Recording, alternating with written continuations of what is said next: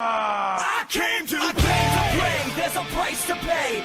Time for you to get down on your knees. Okay, here's the thing. I hate my fucking speakers because it was supposed to be a lot louder than that. I don't know what's wrong with the laptop, and it's probably going to turn on randomly as we continue this. I don't know what the fuck the deal is. Let me see really quick. By the way, this is Ringside Hangouts, and oh, there he goes! Wow, holy shit! Yeah, interesting. I knew that was going to happen. You fucking stupid. Stupid Miz. Stupid. Look at this shit. Look how stupid it is. Look how stupid it is. Oh, man, people. You know what else is stupid? This fucking show tonight, man. SmackDown was ass. Beyond ass. Beyond ass. It was actually not that bad. Like the wrestling matches. Actually just shit like this. We're actually not that bad. It was actually some good stuff in there. Like jumping right into it. Because I actually had tuned in like around the halfway point of the match. But from what I saw, they was fucking killing it. But the Usos versus America Alpha, god damn, that tag team match was pretty great. Like, they was getting it in. That shit was almost like WrestleMania. Like, I wanted that match at WrestleMania. Like, why did they do it tonight? Like, and new title change, too. So the Usos are now SmackDown Tag Team Champions. For so no reason. There's a week. Now we got like a week and a half away from the fucking actual show. And, oh, by the way, new champions. Why? Yeah, it's really weird. Why would you do that so early? Like, I mean, like this. Because John Cena this shit.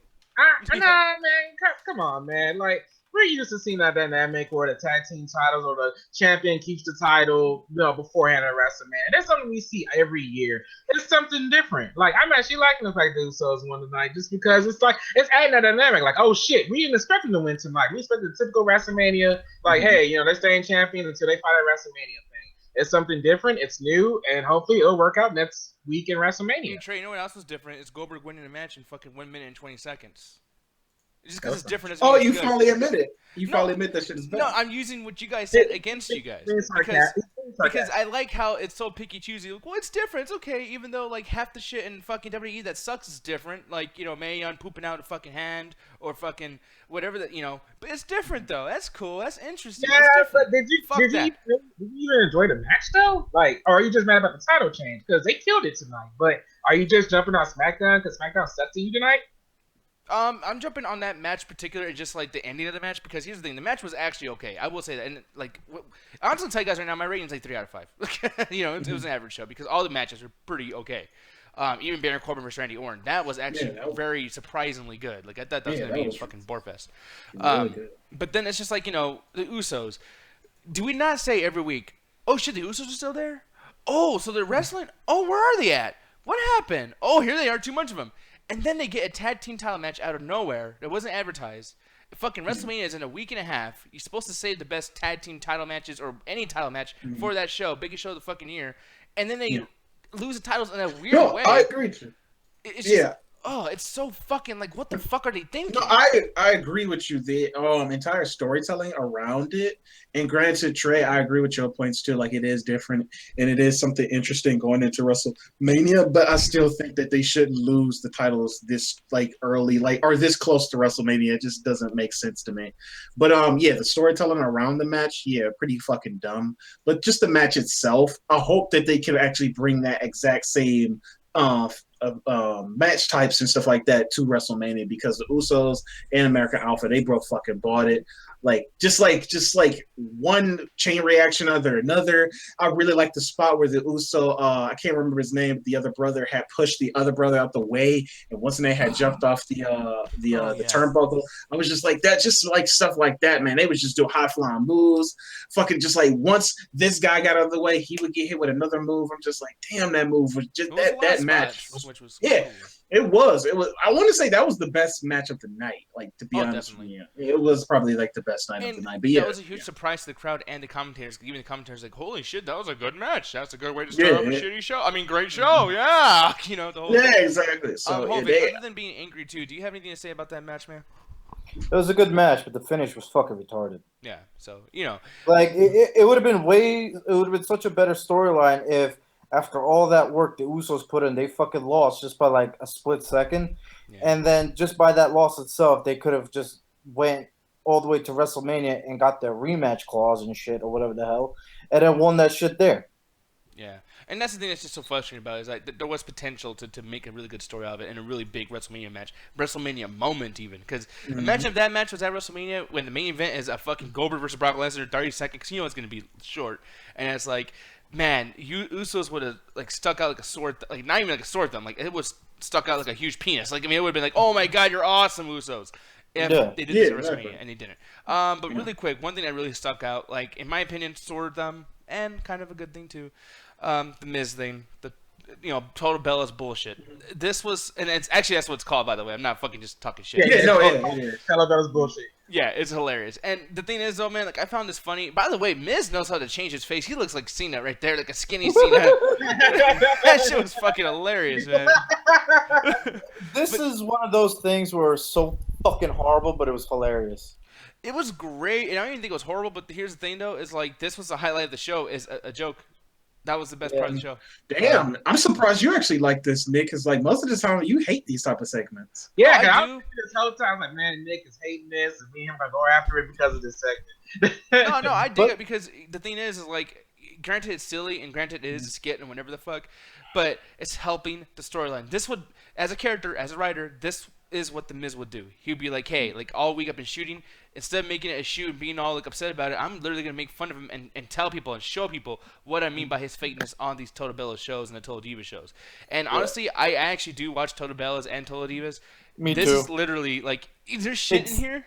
Bro, it's like identical. It's like it's on the fucking spot. Like it's ridiculous. I mean, it's almost like a legitimate parody. Like it's not just like a joke for a storyline. Like it's fucking like frame by frame sometimes. Like it's crazy. Like even the rules thing, like all that shit. Oh my god, the rule 25. You should have feet on the furniture. The coasters thing that don't put your have your coasters. Like, because it's kind of interesting that y'all watched it and y'all can appreciate it for what it was. Like you said, parrying actually that show on E. But me, I'd actually take a different lens and actually just picture, take the Miz acting like John Cena, or just the Miz, or I mean Maryse acting like Nikki.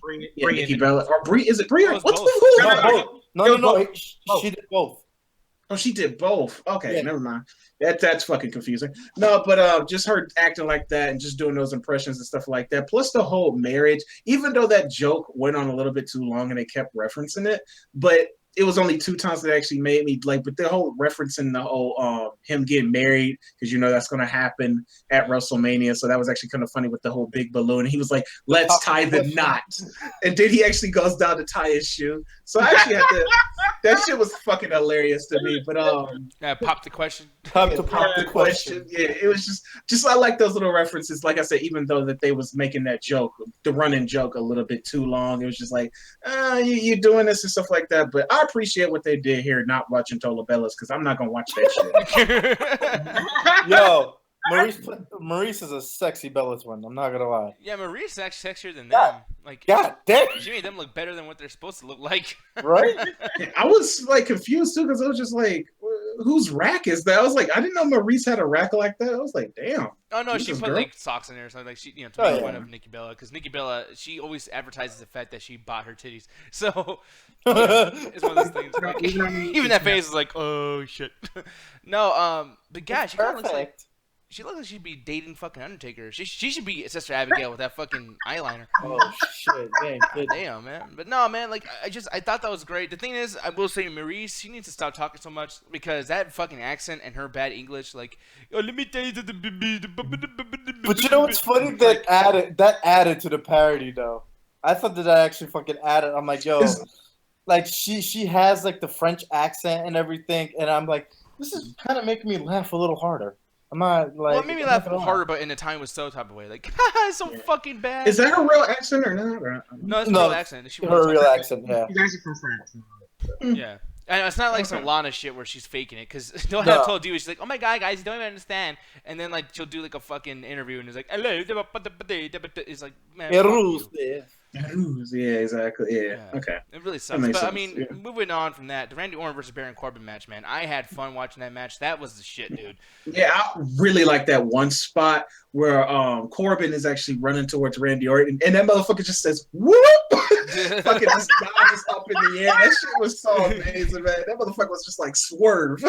I was just like, and Corbin just hits the steel stairs. I'm just like, damn, that was actually a cool little spot right there. But them motherfuckers brought it.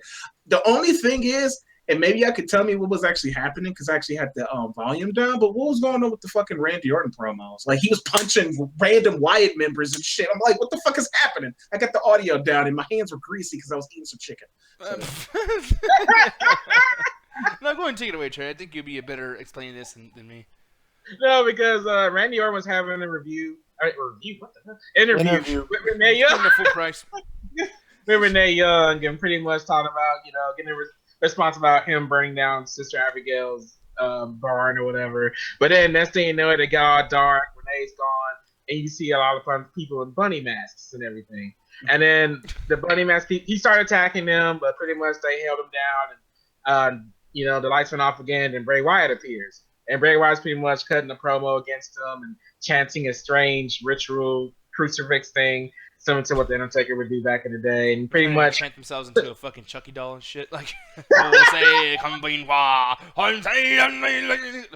fucking thing. But no, he pretty much said that with Orton doing what he did, that he just exposed one of his biggest flaws and everything, and that he just made Bray Wyatt stronger, pretty much. And I loved it. I know, Nick, you probably hated it. It's fucking stupid. Yeah, I know you're gonna find this statement. With me, I loved it. I buy into all that. It was great. I thought it added on to more of the supernatural storyline of going there. Because let's be real, they're really trying to make Bray Wyatt be the next Undertaker with all this stuff. And even then, if you got Undertaker against Roman Reigns right now, but of course all that supernatural stuff is gone, especially with the unfortunate passing of Paul Bear. So it's like they're trying to do that with Bray Wyatt. And to me, right now, it's working, but I don't know how long it's going to work. Because there was even some stuff I was just kind of like, did they really need to do that, like, ritual crap? That was kind of just like, that's like... It's too on the nose. It's trying to be the PG Ministry of Darkness or some shit. No, yeah, it is. Yeah, exactly.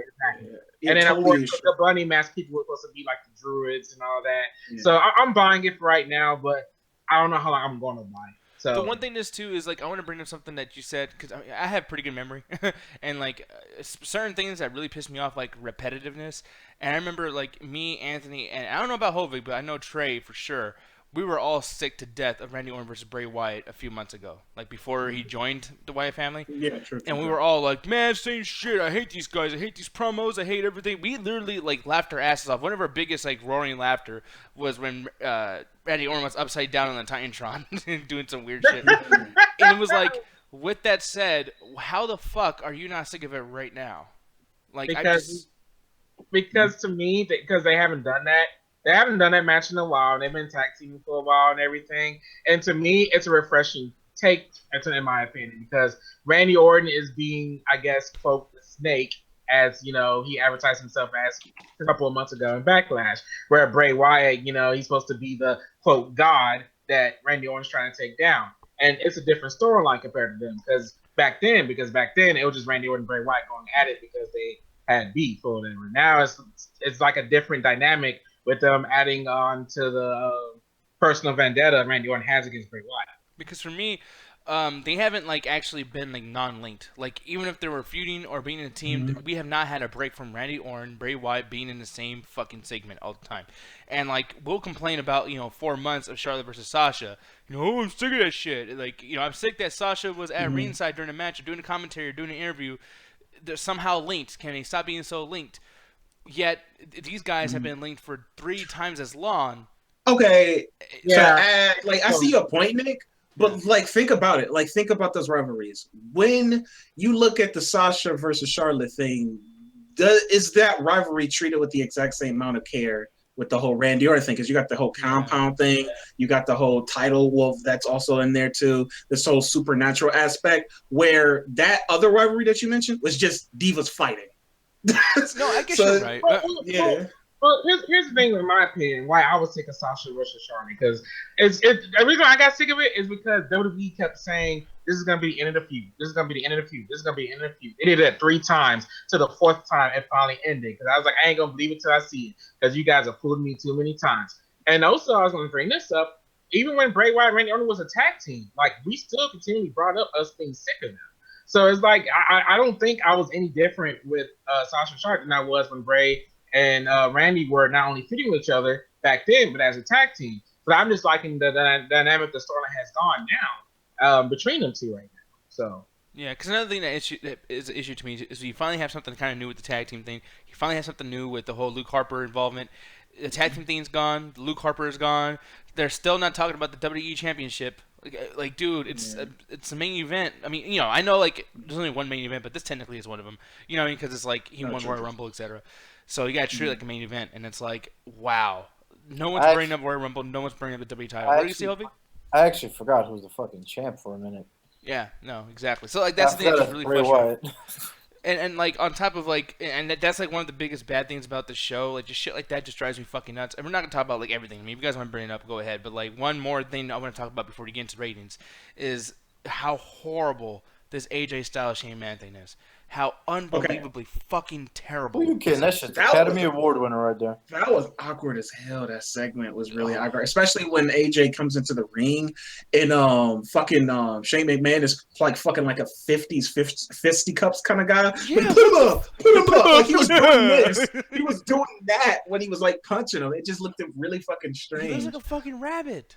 It looked it really, but I will say this: like those two slams that they did actually looked pretty good. Like AJ slamming him into the barricade looked pretty gnarly, and then I think he did like some kind of exploder or something. I don't know what the fuck that was, but Shane McMahon had through him, and then of course you got to get that whole teaser, the leap of faith. So that was actually kind of interesting. God, can you like? I don't know how the fuck like how much you could squeeze out of that leap of faith fucking elbow drop. That's his thing. No, but that's like a fucking scoop slam now. Like yeah. I mean, unbelievably, like, just stop making that shit not look impressive now. Like, it's almost like, oh, fuck, he has to do that. I guess we got another 10 minutes until the show ends. Fuck. You know, like, I hate the setup. I hate the fact that AJ Styles is laid down there like, oh, I can't get off the table. Like, Shane did not do enough to him to make him be knocked out that fucking long. Especially the way he leaned him on the table. It was like, fucking, like, here you go. Are you okay, baby? You want anything else? Okay. Be right back, sweetheart. It was kind of like a seller, like it was just like, oh, guys, remember that Shane McMahon does the leap of faith. If you want to see more of this, make sure you check out WrestleMania, the biggest thrill ride of the summer. I was just like, yeah. It was so commercialized that they had to do it. They had because like you heard the crowd got it. Like granted, us is just like man, no, that but crowd they was came just for like, that shit and like, oh, we had to get excited. Yeah. Yay! I Holy just cost shit. $500. Which is kind of funny because I don't know if you had noticed, but I think the crowd was kind of like mad the entire night. Like during the whole segments with the total bullshit, bellow bullshit or whatever. Did y'all notice that the crowd didn't say shit? Like they were completely fucking quiet. So are you a bunch of money to see a TV screen? Are you talking about the Bella thing? Yeah, the Bella. Yeah, the crowd. No, well, because I was on that for a second. No, I actually realized why the crowd was actually quiet is because WWE actually silenced everything, and the only audio that was playing was that parody. I actually noticed it during the second time that they had it on, that there were actually people in the crowd that were laughing and clapping, and you didn't hear it at all. So they were actually silenced. Yeah, which they do that on SmackDown a lot. And of course, they had to do it on Raw a lot last night because they were being immature with the whole page thing. Yeah. Which I don't think they were doing it tonight, were they? No. Well, see, I don't think they were doing it last night because even when they showed New Day, like you say that, Trey, but they popped when New Day was up on the screen. So, like, they weren't silenced. They were louder than the fucking actual thing.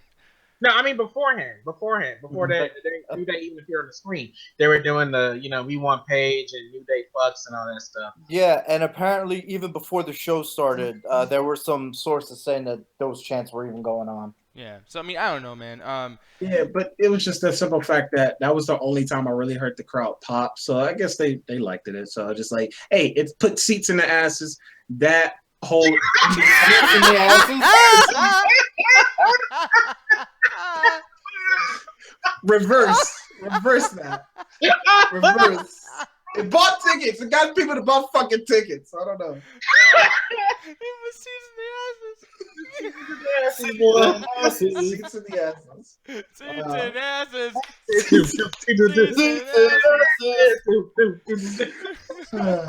No, that fucking Anthony's my favorite part of this whole shit. All right. Anyways. No, but yeah, dude, I don't know, and like, okay, like the backstage shit when he's waiting, like, hey, you know how that shit was so boring last week, people? We're gonna do it again, and literally for an hour and a half, the same thing I complained about. I'm not gonna complain. I'm not gonna like say why I hated it so much because I already did that last week because it's fucking Groundhog Day with SmackDown. But like, he's backstage and he was bad at acting, just standing there. Like he kept throwing his hands in the air, like, I'm obviously mad right now. No, it's kind of funny because like go back to our retrospect episode where we did like Stone Cold, and you could just see how they do the exact same segment that they did tonight 10 times better. Yeah. Granted, it is with Stone Cold, but Stone Cold, he felt like it was a reason why he was waiting. I don't even know why AJ Styles was waiting.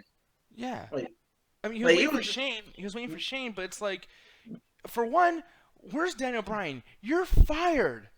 Why did you start off the show? Why are you having an interview? You were fired last week. And the thing that made me mad as well, to add on to your point, Nick, when he was all like, "What are they gonna do? Fire me?" I was like, "Really, motherfucker? Like, come on!"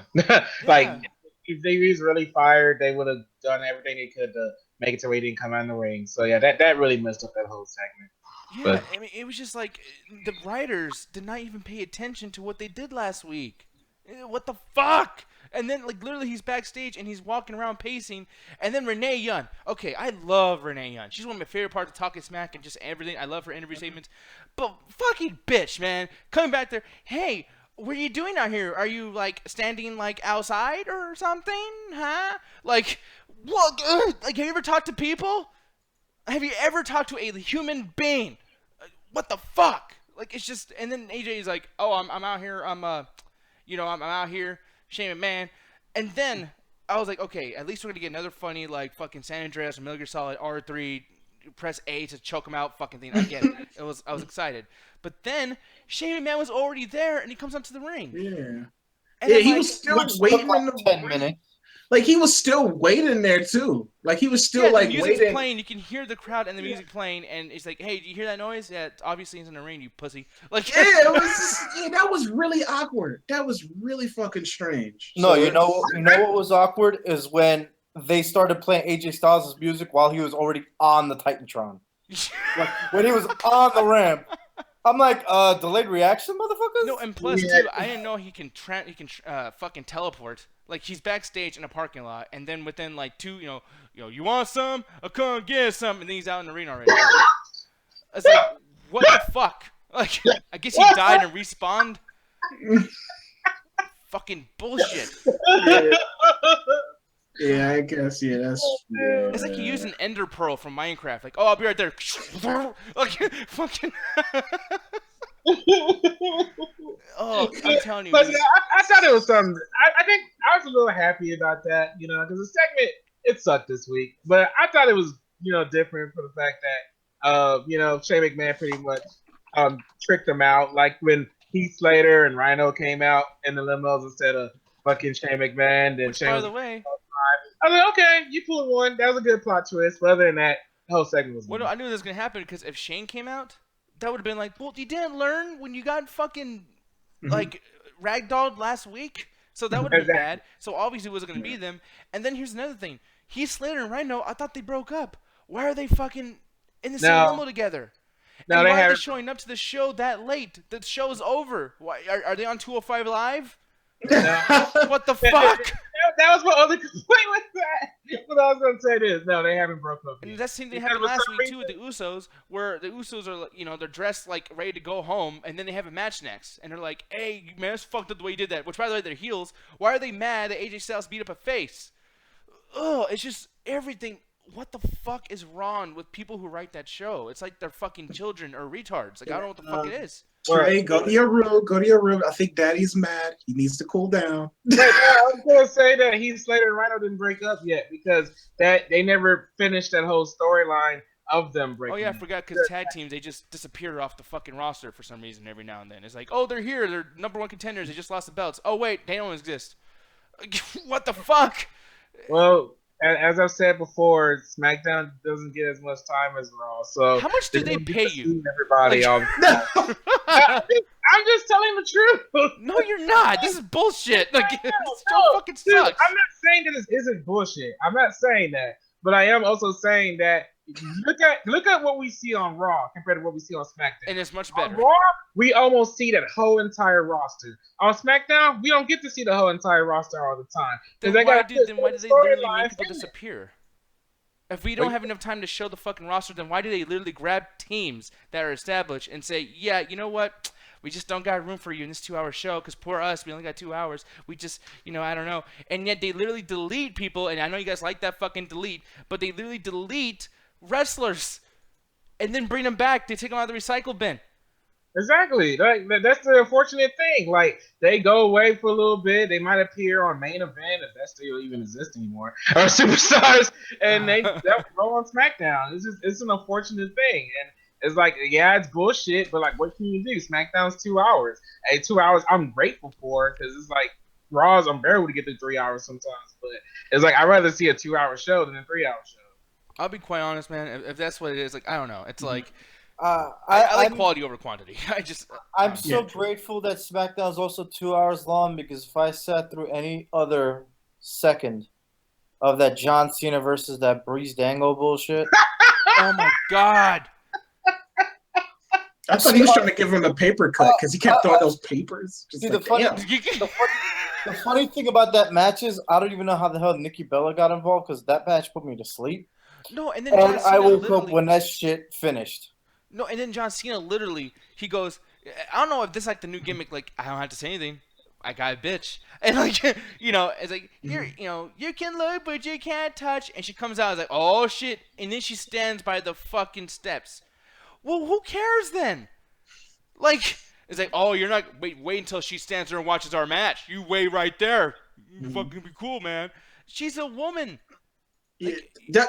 That's why that whole parody of Miz and what Maryse did is so funny because it does feel like that, like John Cena and Bella, like they're just the whole we're on TV so we have to be this couple or whatever. While you really feel that the Miz and Maryse are like a real actual couple, so I guess that's why that whole parody thing speaks out to us so much because that's what it feels like sometimes. Like just that scene is like John Cena should have at least like.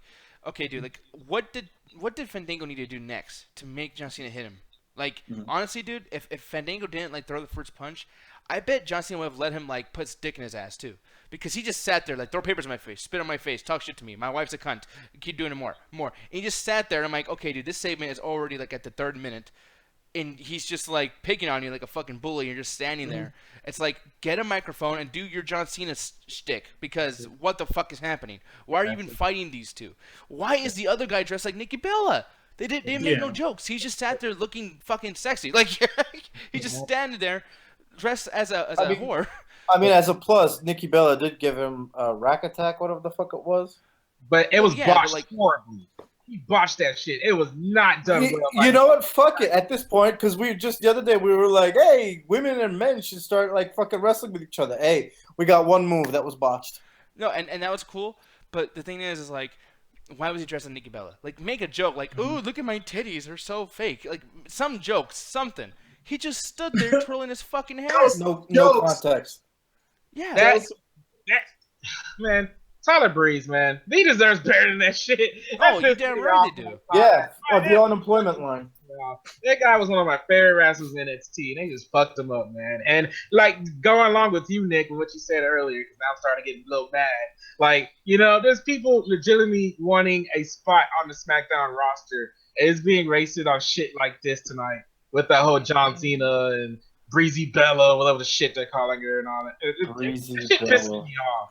Yeah, I'm just going by what I just read, man. They calling Tyler Breeze Breezy Bella, so whatever. Yeah, and they should have did. I mean, dude, like, I know Anthony's always like solutions. If they said, hey man, make this good. He's gonna dress up like a bitch and they're gonna do the same. I'd be like, okay, cool. Have John Cena grab the fucking mic and then cut a shoot promo like, yeah, you guys are trying to like rub off on me because you guys aren't being successful because you guys are the worst tag teams on this roster and want to make fun of me and my fucking girlfriend. Well, here's the thing, I'm going to WrestleMania and you're not. That would have been great. Imagine John Cena saying that shit. Like, hey, like, here's some truth for your ass. You can make fun of us all you want, but guess what? I'm going to WrestleMania. I'm fucking John Cena. Who are you? You know what I mean? You got to dress like us. You suck. And it's like, there you go. And then have Cena punch him first because he's talking shit about his girl and he's going to defend his girl. And then it makes you think, like, oh, shit, Miz is talking shit about Nikki Bella as well. John Cena gonna get in Miz's ass because this is personal. Don't talk shit about my girl. Mm-hmm. There you go. Fucking story. This is how human beings think and act. And And Nikki Bella and John Cena are so awkward in the ring. Like, as you just got done saying, Anthony, like, Miz and Maryse, you can tell they're like a legit actual couple. Mm-hmm. But, man, like, John Cena seemed even awkward hugging Nikki Bella. Yeah, and that shit where you just like... Did you notice they did the same hug, like, over and over again? And it made it seem like they're going to really kiss, but, like, all he did was just kissing her forehead. And she had this awkward laughter about it, going like, haha, yeah. You know, I was like, what? Like, it just, you know, on WWE, it just makes it seem really commercialized between those two compared to what we see with Miz and Maryse, where even though they're supposed to be the heels, they're a legitimate couple. What makes it even more ironic? That the funny thing about it is, like, instead of getting them proposing, it's actually the commercialized couple that's proposing at WrestleMania and shit like that, which is just makes the whole situation ironic and fucking weird, to be honest with you. And that whole little segment where Tyler Breeze was getting slammed by Nikki Bella and then John Cena, the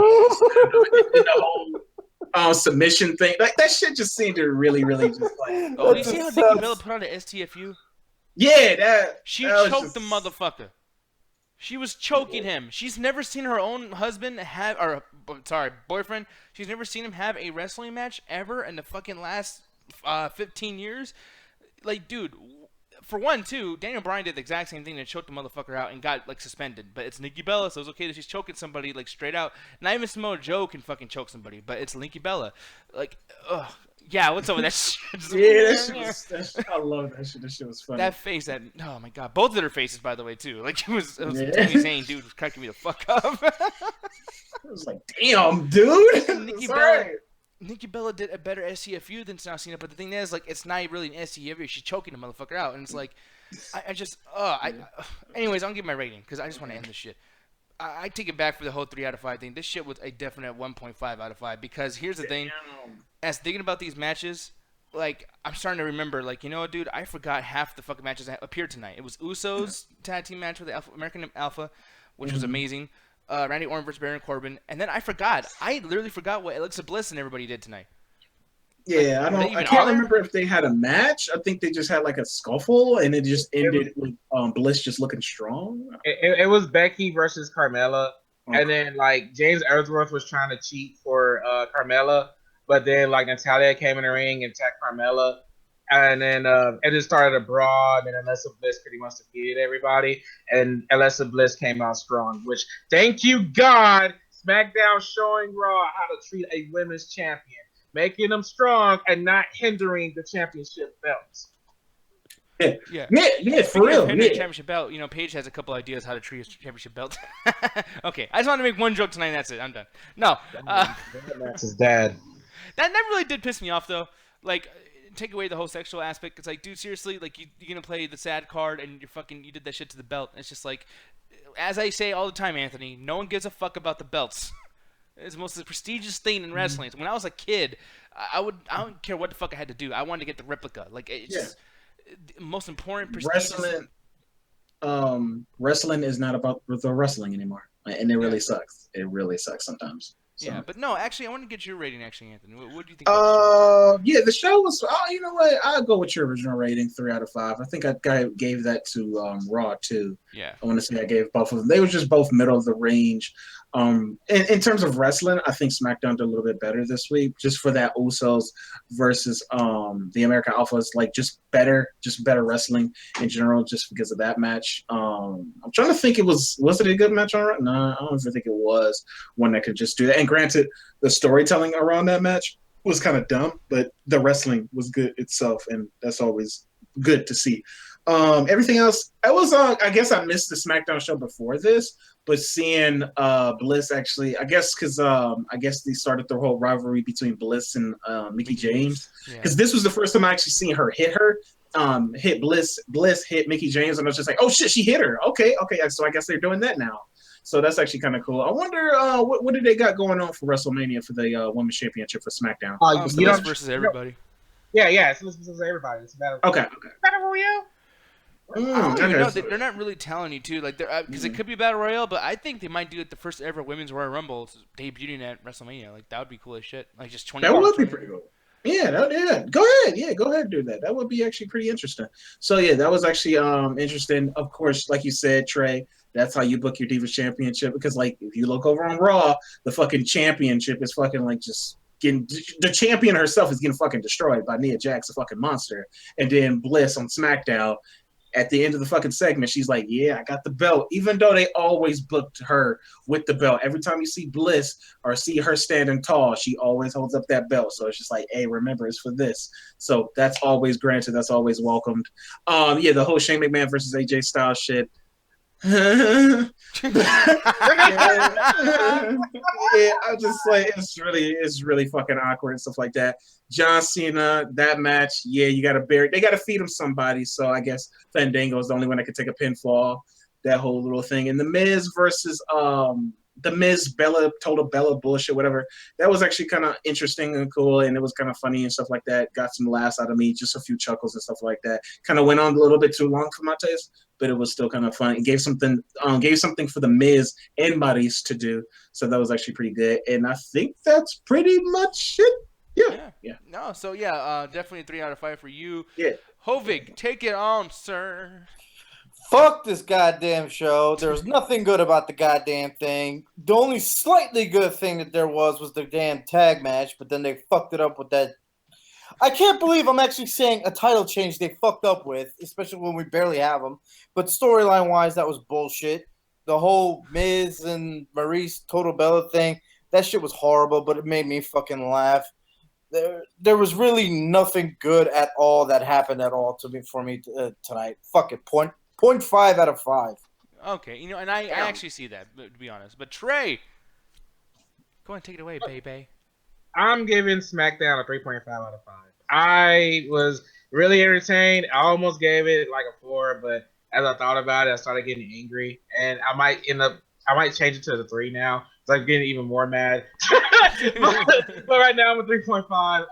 American Alpha vs. the Usos killed it tonight. Baron Corbin, man, bravo to Baron Corbin, man. Baron Corbin bringing it to Randy Orton, who's been a world champion many times tonight. I'm loving it. I'm loving it. I want to see more from Baron Corbin. Who actually won that match, if you remember me asking?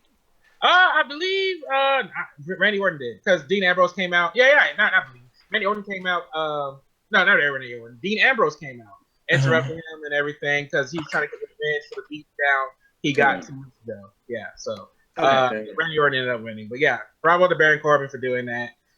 Man, fuck that John Cena, Nikki Bella, Fandango bullshit.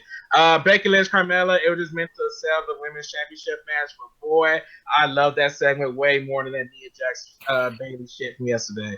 Because like I said, I'm just so glad we are seeing a strong champion. And Anthony, you just brought up a good point as well. It seemed like, Alyssa Bliss is the only person on both Raw and SmackDown who are legitimately like proud of having a title in the WWE. Because she's the one that's always showing it off, always, embellishing the fact that she is the women's champion and she's the woman to beat. Like, and you're not even seeing that from the men on Raw and SmackDown right now. So, well, other than maybe Kevin Owens, and then not including both, but Neville. So, Neville. Yeah. And here's the main thing too, like, and I was thinking about doing this tonight, and we're not, because like I don't got the fucking energy. But like 205 Live is probably gonna be the best show of the entire week.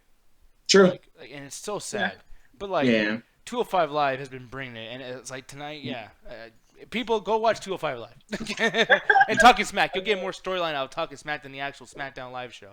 But go ahead, Trey. Shane McMahon did a German suplex. That was nice. Oh Jesus Christ! That's what that was. Trey, you're really.